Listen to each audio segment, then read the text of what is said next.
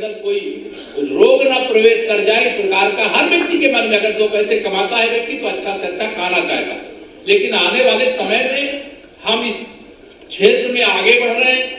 हमारी विशेष तौर से जो गंगा मैया के तट पर जो 5 किलोमीटर का जो क्षेत्र है, वो ऑर्गेनिक की जगह आदरणीय प्रधानमंत्री जी ने उसे प्राकृतिक खेती के रूप में परिवर्तित करके उससे नए नए जो उत्पाद होंगे, और उसी ऑर्गेनिक और प्राकृतिक में लगभग अंतर नहीं रहता, वह भी शुद्ध रूप से ऑर्गेनिक ही है, लेकिन उसे प्राकृतिक शब्द देकर के उस दिशा में भी आगे बढ़ने और ऐसे उद्योगों को बढ़ाने की दृष्टि से मैं आह्वान करता हूं। एक और मेरे मन में आ रहा है कि आप सब कुछ समस्याएं नहीं, अच्छी चीजें बताएं। मैं तो आप सबसे पूछना चाहता था कि आपको असुविधा क्या होती है।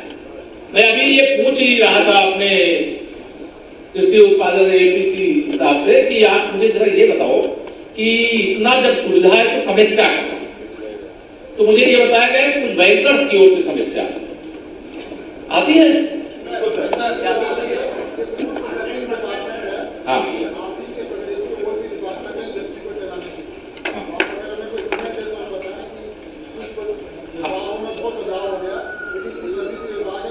आपके साथ बैठेंगे हम, अलग से आप समय आप तय कर लीजिएगा, विनीत जी बात करके कर लीजिएगा।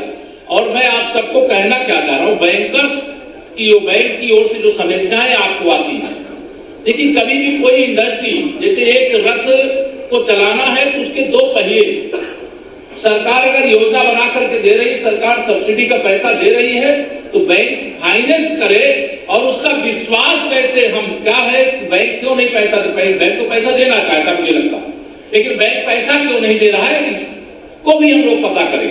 कई बार कुछ लोग केवल सब्सिडी पाने के लिए भी यूनिट की स्थापना करने का प्रयास करते हैं, तो हमें ये नहीं करना है। हमारा लक्ष्य केवल हम नहीं है, हमारा लक्ष्य हमारा पूरा प्रदेश है, हमारा पूरा देश है। हमारे देश की अर्थव्यवस्था को अगर एक नई ऊंचाई देना है तो उत्तर प्रदेश बिना अर्थव्यवस्था में अपना योगदान दिए हमारे देश की अर्थव्यवस्था क्या नंबर 1 हो सकती है क्या? तो नंबर 1 अगर देश की अर्थव्यवस्था को बनाना है तो उत्तर प्रदेश की उसमें भूमिका होगी।